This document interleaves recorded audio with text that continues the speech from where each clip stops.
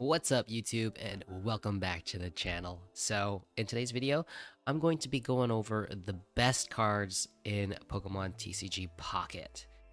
I'm going to go best cards, like absolutely best cards, cards that are almost like usable in every deck, and then just really good cards, but not especially splashable in every deck. And I think that's what really makes a card good is its ability to be used in a multitude of ways and just in any deck that you play.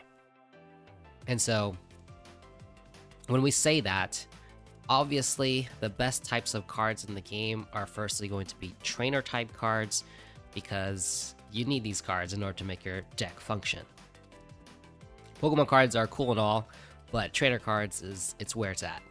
So going down the list of trainer cards, the two absolute best cards in the game that you definitely want to be shooting for are Sabrina and Giovanni. So Sabrina, it allows you to switch out your opponent's active Pokemon to the bench, but the opponent gets to choose the active Pokemon. Still really good.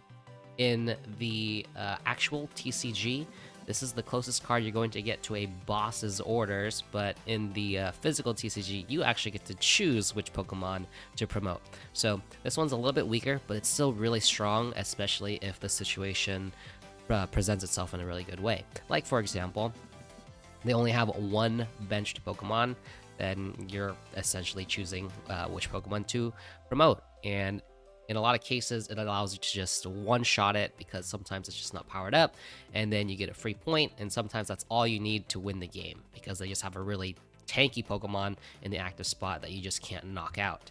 So that's why, in general, Sabrina is just really good because it allows you to take prizes, or not prizes, but get points when your opponent least expects it. And then Giovanni allows your attacks used by your Pokemon to do an extra 10 damage to your opponent's active Pokemon. And this is just really good because although it's only 10 damage, sometimes 10 damage is all you need in order to get the knockout. So, there's a lot of breakpoints in the game. Let's just take, for example, a Machamp deck. That's the deck that I've been playing a lot lately. But it does 120 damage, and there are a lot of Pokemon in the game that have 130 HP. And so, just by dealing an extra 10 damage, you get the one shot, and you don't have to take another turn to knock them out. Having to take 2 turns to knock a Pokemon out is really huge. Like, each turn in Pokemon Pocket is absolutely essential. So, you just want to be as efficient as possible, and if you can take one shots, just an extra 10 damage, that's really what you want. Also in openers, sometimes if you have weakness, Pokemon will deal 20 damage for 1 energy, and then with weakness it'll do 40 damage, and there are a lot of basic baby Pokemon with 50 HP, and so if you open up with Giovanni, you could get a turn 2 knockout potentially.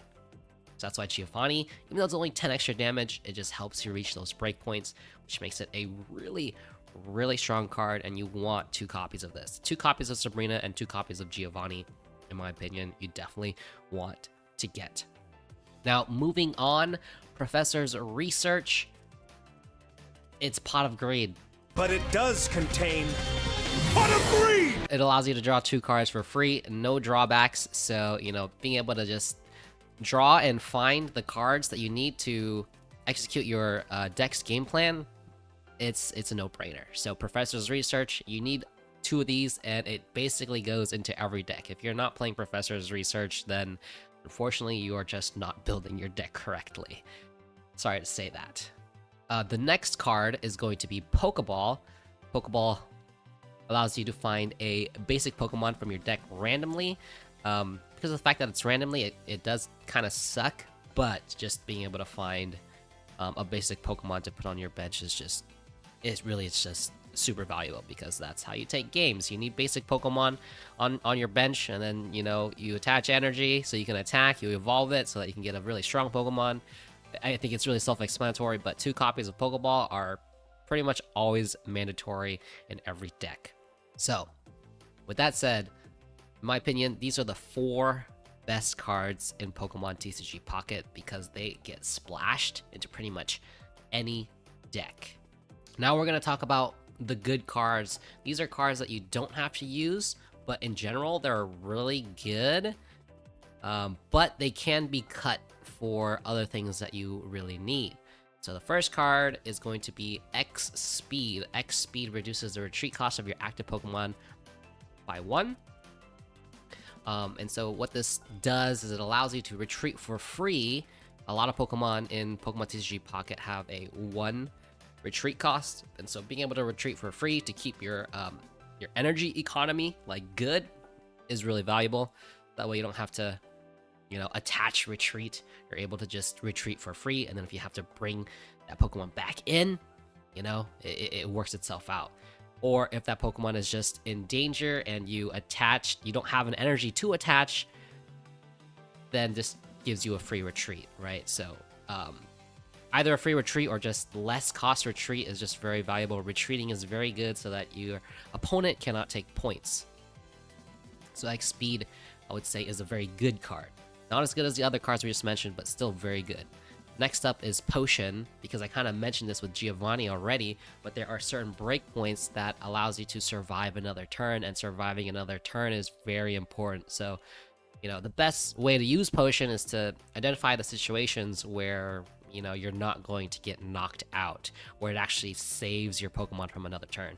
Don't just be popping potions willy-nilly, where it's not going to make a difference in how many turns it takes your Pokemon to get knocked out. So Potion is really good for just keeping you alive and giving your games an extra turn, which can actually just like completely change the outcome of the match. And so I would consider those cards to be good, not great, but very splashable. So again, these cards kind of go into almost every kind of deck. And then the next 3 cards I want to talk about are Pokedex, Red Card, Hand Scope. In general, I think Red Card is the better card out of these 3, but Pokedex and Hand Scope definitely do have their merits. There are certain ways that you can play Pokedex. So first off, Pokedex allows you to look at the top 3 cards of your deck, but there's no effect after that. But being able to look at the top 3 cards of your deck kind of allows you to make better decisions about how to play your cards. So for example, say you have a Pokeball, or you have a Professor's Research in your hand, you Pokedex, and you see your top 3 cards. It has exactly what you need, so you go ahead and Professor's Research and get the 2 cards that you want. Or it turns out that it doesn't have what you need, so you use Pokeball. It allows you to shuffle your deck, and then, you kind of gamble, but hopefully the next top 3 cards that you draw are going to be better than the 3 cards that you saw before. So Pokedex definitely does have its merits, and actually there was a tournament that happened at the time of this recording, a couple days, where Pokedex was used to great effect. So definitely don't sleep on the Pokedex card. And then Hand Scope. Opponent reveals their hand. This, just allows you to play around their hand. You know exactly what they have. So, if they have an evolution card, that's going to completely change how the next turn is going to go. And if you have a red card, you can kind of combo those 2 cards together and, disrupt them, right? And hopefully the next 3 cards that they draw is not what they need. So Hand Scope has its uses as well, especially when comboed with Red Card. The next 3 cards I want to talk about are actually the fossil cards. These are actually good cards, even if you don't use the actual Pokemon that these evolve into. Aerodactyl, Kabutops, and Omastar. So the reason for this is because these cards don't count as basic Pokemon in your deck. So, when you use Pokeball, it doesn't pull from that pool of cards that count as a basic Pokemon. However, these cards can still be placed on your bench, and they can still be Sabrina'd, and they can also just be discarded if you don't need them anymore. So, it's a good way to bait out Sabrinas, or to just fill out your bench so that they can't Sabrina a card that you're trying to power up. So, in that sense, it's really good. It kind of acts like a shield in some ways, and because of the fact that you can discard it, it's somewhat safe from your opponent taking points from you or getting points.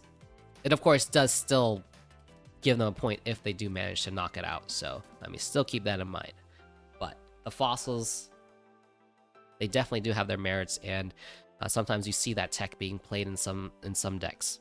Next up are the specific trainer cards that only interact with specific cards. And so again, the reason why these cards aren't amazing is because they're limited into what cards they interact with. But they are very strong for what they do to those cards. So those 3 cards are going to be Koga, Blaine, Misty, and to an extent, this is just my opinion, Erica. And unfortunately, I don't think that Lieutenant Surge is too good just because of the fact of what Pokemon cards are actually relevant in the meta right now. So anyway, going back to Misty, Blaine, Koga, and Erica, Misty is very strong for water type decks, but at the same time, it's a complete coin flip. And so 50% of the time it works, and 50% of the time it doesn't work. In my experience, I swear to God, I think 80% of the time it doesn't work. So anyway, choose one of your water Pokemon, and then flip a coin until you get tails for each heads. Take a water energy from your energy zone and attach it to that Pokemon. So you have a really, you have a chance to accelerate a ton of energy onto a water Pokemon. And there are some very strong basic EX water Pokemon, which allows you to do turn 1 kills potentially. It's very, very unfortunate to have that happen to you, but it can happen to you. So Misty is just really good for water decks. Blaine is during this turn, attacks used by your Ninetales, Rapidash, or Magmar do 30 damage to your opponent's active Pokemon. This is a huge boost in attack power. Your Rapidashes now hit for 70.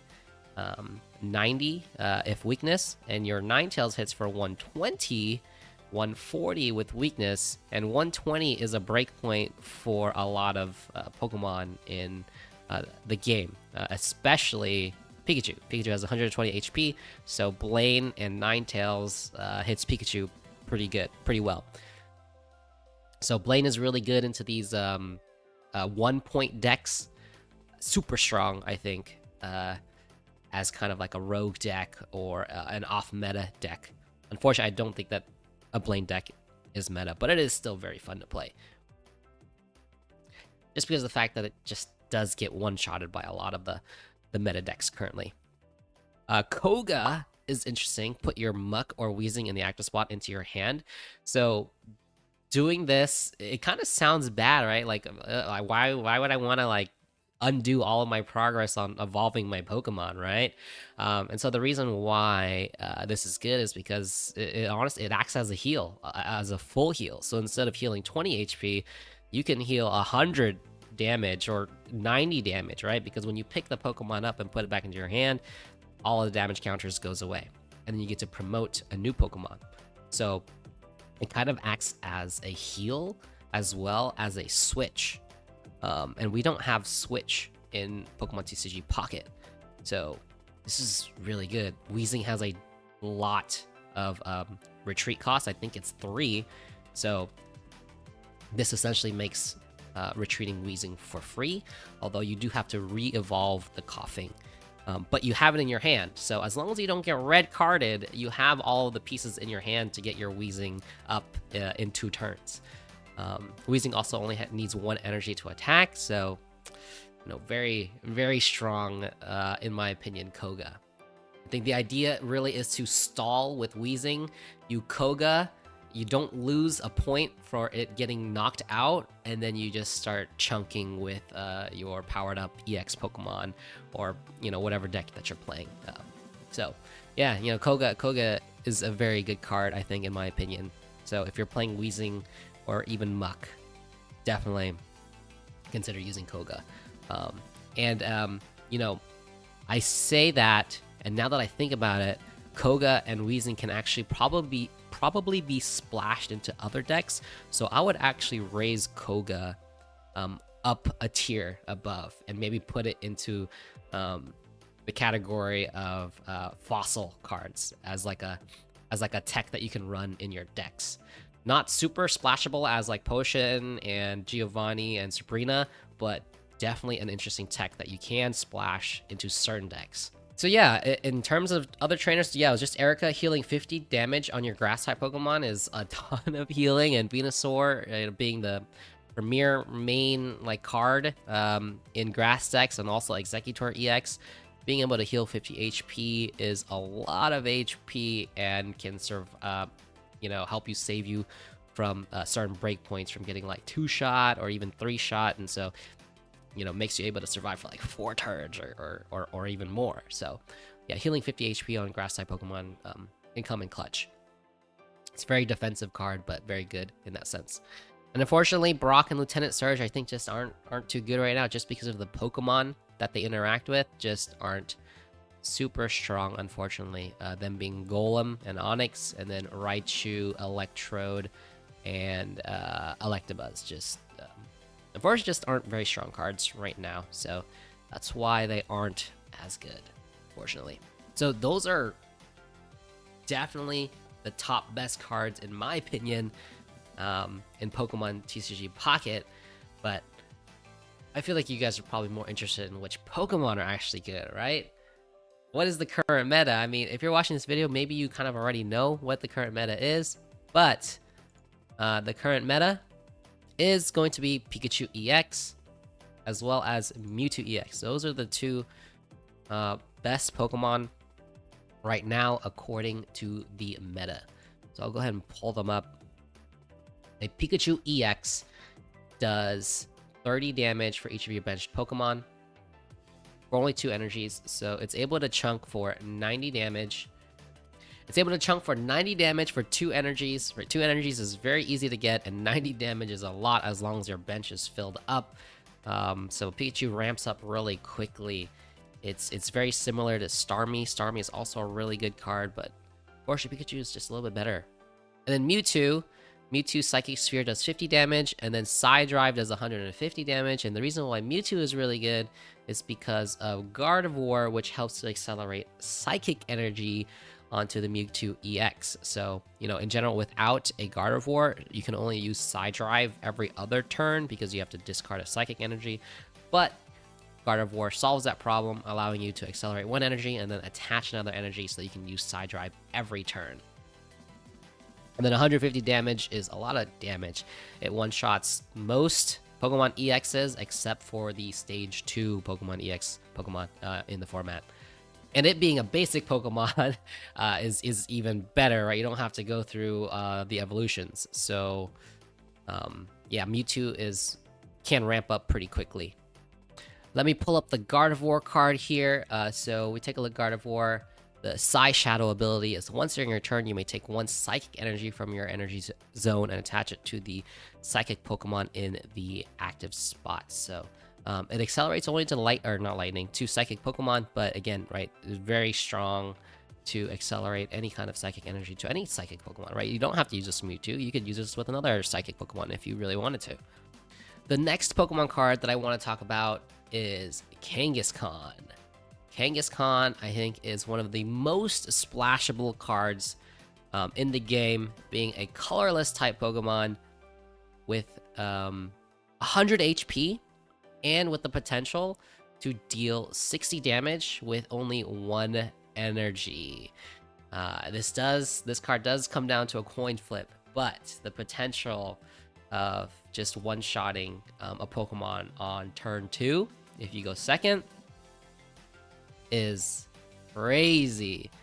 Also, even if you just go first, your turn 2, you also have the potential to Dizzy Punch and knock out your opponent's active Pokemon. Is very, very a good chance. Well, actually, not really good chance. It's 25% chance.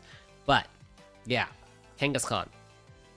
Because of the fact that it's colorless, you can splash this card into pretty much any deck. And also being 100 HP means it's very tanky and it does not get knocked out on turn 2.